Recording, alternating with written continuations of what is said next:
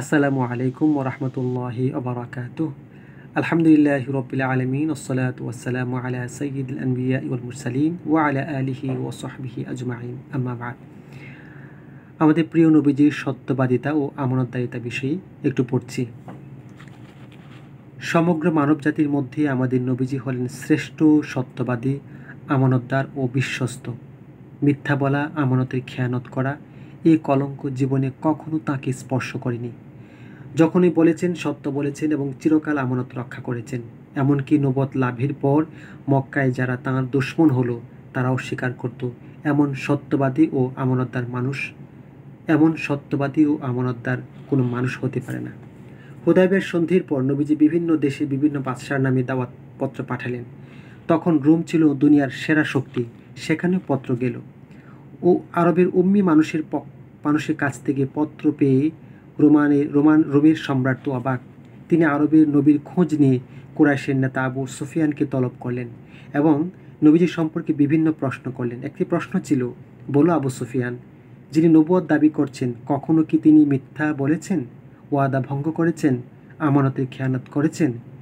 আবু সুফিয়ান মনে মনে ভাবলেন, মিথ্যা সাক্ষ্য দেবেন, কিন্তু সাহস হলো না। কেন? রোমের সম্রাটের ভয়ে না, বরং এ ভয়ে যে আরবের লোক তাকে লজ্জা দেবে। আবু সুফিয়ান সর্দার হয়েও মিথ্যা বলেছে।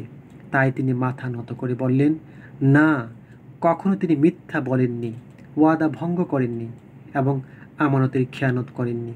দেখো, শত্রু যদি স্বীকার করে তাহলে এর চেয়ে বড় প্রমাণ আর কি হতে পারে? সুবহানাল্লাহ, সুবহানাল্লাহ, সুবহানাল্লাহ। আল্লাহুম্মা সাল্লি ওয়া সাল্লিম ওয়া বারিক আলা মুহাম্মাদ। নবুয়তের আগেও মক্কার কুরাইশ আমাদের নবীজিকে সাদিক ও সত্যবাদী এবং আমিন ও বিশ্বস্ত বলে জানত। তাঁকে দেখে সবাই বলে উঠত, এই যে আমাদের মুহাম্মদ আল আমিন। ছোট বন্ধুরা, আগেই তোমরা জেনেছ নবুয়তের পর মক্কার কুরাইশ যখন তার জানের দুশমন, তখনও তারা আমানতের মাল নবীজির কাছেই রাখত। নবীজির প্রতি তাদের এমনই অটল বিশ্বাস ছিল যে হিজরতের সময়ও কুরাইশের বিভিন্ন মানুষের বিপুল আমানত তার কাছে ছিল। আর হিজরতের কঠিন অবস্থায়ও কি অকল্পনীয় সততার সঙ্গে তিনি তাদের আমানত রক্ষা করেছেন।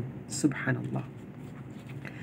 যখন আল্লাহর পক্ষ থেকে নবীজির প্রতি আদেশ হলো, হে নবী, আপনি আল্লাহর বাণী প্রকাশ্যে ঘোষণা করুন, নবীজি সাল্লাল্লাহু আলাইহি সাল্লাম তখন কুরাইশের ছোট বড় সবাইকে সাফা পাহাড়ের কাছে জমায়েত হওয়ার জন্য ডাক দিলেন। ডাক শুনে সবাই সব কাজ ফেলে ছুটে এলো এবং সাফা পাহাড়ের কাছে জমায়েত হলো। মুহাম্মদ আল আমিনের ডাক শুনে কেউ কি না এসে পারে?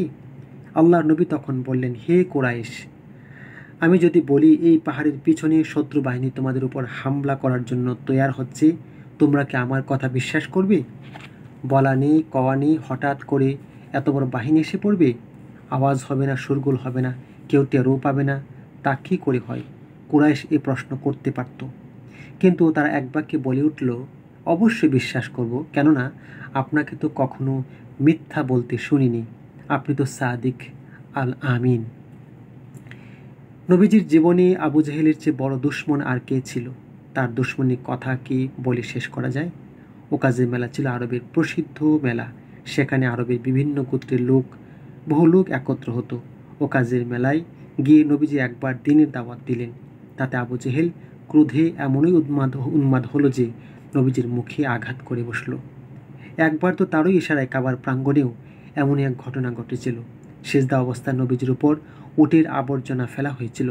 এমনই ইতরের মতো দুশমনী ছিল নবীজির প্রতি তার। সেই আবু জেহেলও নবীজির আমানতদারি ও সত্যবাদিতার কথা স্বীকার করে বলল, হে মুহাম্মদ, তোমাকে মিথ্যাবাদী বলি না, বলতে পারি না, তবে যে নতুন ধর্মের কথা তুমি বলো তাও মানতে পারি না। নবীজি মানুষকে যখন আল্লাহর প্রতি দাওয়াত দিতেন, তখন আবু জেহেল এবং কুরাইশ অন্যান্য নেতা তখন পিছন থেকে এই বলে শোরগোল করত, তাঁর কথায় তোমরা কান দিও না, তিনি বাপ দাদার ধর্ম ত্যাগ করেছেন, তার কথা শুনলে তোমাদের বিপদ হবে। নবীজিকে তারা পাগল বলতো, জাদুকর বলতো এবং কবি বলতো, কিন্তু মিথ্যাবাদী বলতো না মানে বলার সাহস পেত না, কারণ কুরাইশের বা আরবের কেউ তা বিশ্বাস করবে না। ধন্যবাদ সবাইকে।